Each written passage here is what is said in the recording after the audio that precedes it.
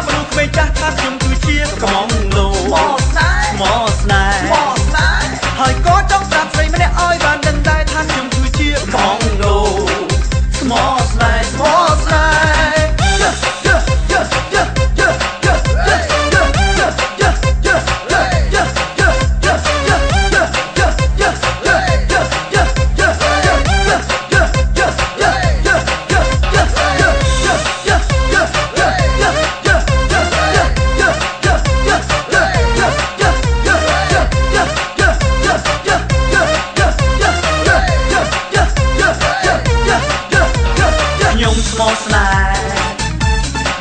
កំងដូខ្ញុំស្មោស្នេហ៍